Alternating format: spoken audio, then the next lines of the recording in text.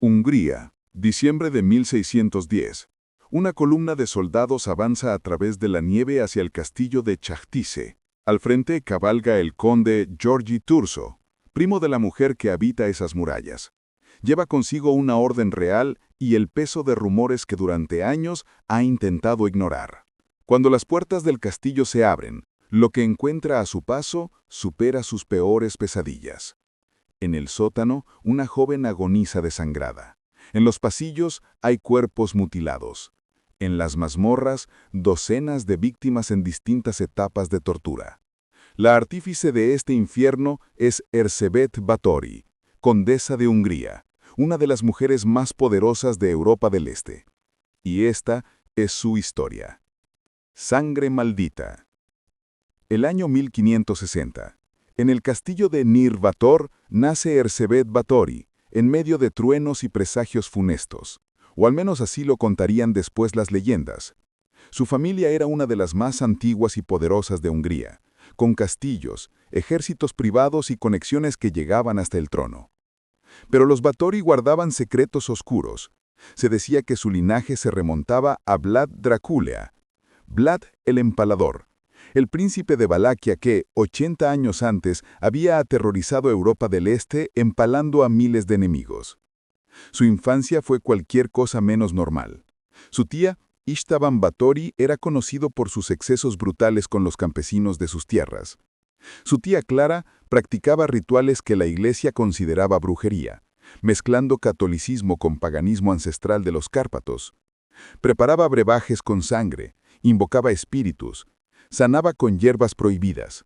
Estos conocimientos se transmitían en secreto entre las mujeres de la familia. La propia Erzsébet sufría ataques epilépticos desde niña, una condición que en el siglo XVI se atribuía a posesión demoníaca. En lugar de tratamiento, recibió vergüenza y aislamiento. Creció presenciando castigos públicos brutales, campesinos azotados hasta la muerte, ejecuciones como entretenimiento, torturas que nadie cuestionaba porque los nobles tenían derecho absoluto de vida y muerte sobre sus siervos. Erzsébet creció en un ambiente donde la violencia era normal, lo oculto era cotidiano, y los campesinos no eran considerados completamente humanos. La condesa solitaria. A los 15 años, Erzsébet fue casada con Ferenc Nadasdy, el caballero negro de Hungría, un comandante militar temido por los otomanos. El matrimonio fue estratégico, unir dos de las familias más poderosas de Hungría. Ferenc partió casi inmediatamente a la guerra, dejando a su joven esposa administrando vastas propiedades. Durante años, Erzsébet gobernó sola. Era inteligente, educada, hablaba varios idiomas. Pero los largos inviernos en castillos aislados, rodeada de sirvientes que temblaban ante su mirada, comenzaron a cambiarla, o quizás solo liberaron lo que siempre había estado allí. En 1604, Ferenc murió. Erzsébet tenía 44 años, una edad avanzada para la época, y fue entonces cuando la vanidad se convirtió en obsesión. La leyenda cuenta que todo comenzó con un accidente. Una sirvienta tiró del cabello de la condesa mientras la peinaba. Erzsébet la golpeó con tal furia que la sangre salpicó su propia piel. Esa noche, mirándose al espejo, creyó ver que la piel manchada de sangre lucía más joven, más tersa. Para una mujer cuyo único poder real residía en su belleza y linaje, esta fue una revelación terrible. Si la sangre de una sirvienta común podía rejuvenecerla, ¿qué haría la sangre de vírgenes jóvenes? Rodeada de cómplices, su antigua niñera Ilona Yo, una bruja local llamada Ana Darbulia, y varios sirvientes leales, Erzsébet comenzó a atraer jóvenes campesinas a su castillo con promesas de trabajo y buenos salarios. Lo que les esperaba era inimaginable. Las encerraba en mazmorras, las golpeaba durante horas, les quemaba la piel con hierros al rojo vivo. En invierno, las arrojaba desnudas a la nieve y vertía agua sobre ellas hasta que se convertían en estatuas de hielo. Las mutilaba, las desangraba lentamente, y según los testimonios del juicio, se bañaba en su sangre convencida de que esto preservaría su juventud eternamente. Los números son escalofriantes. En el juicio se mencionaron más de 650 víctimas. aunque los historiadores modernos debaten si la cifra real fue menor, quizás entre 80 y 100.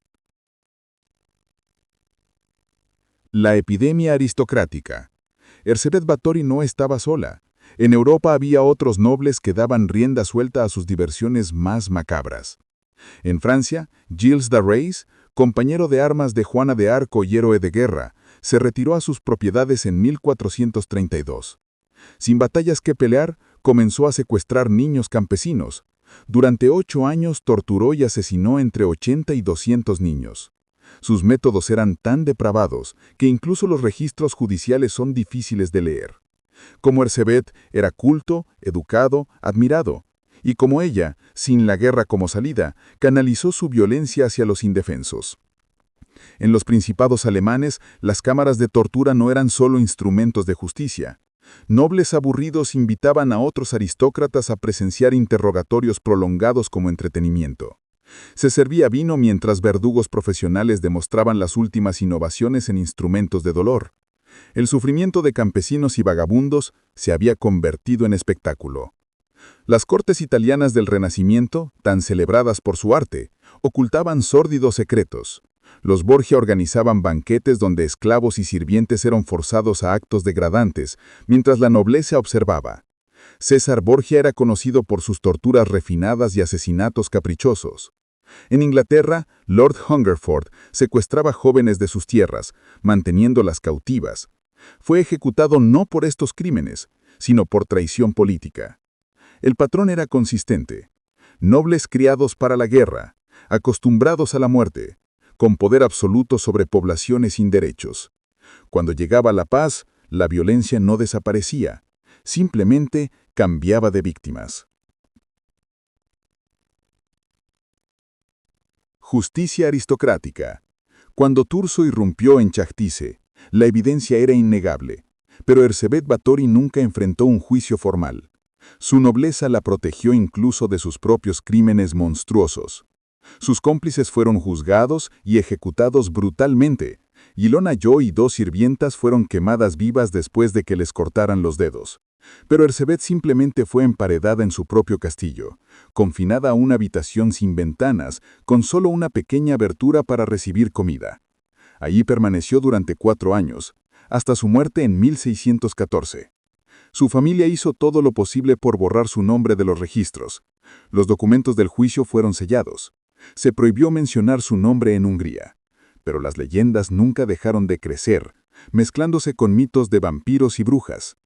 Erzsébet Báthory fue un síntoma de una clase aristocrática que, fastidiada por el aburrimiento en castillos solitarios, sobre todo en épocas en las que no había guerra, daban rienda suelta a sus diversiones más macabras con las personas más vulnerables. Una epidemia de locura aristocrática que la historia ha preferido olvidar o romantizar. Si te ha gustado el video, dale like, suscríbete al canal. Gracias por vernos. Hasta la próxima.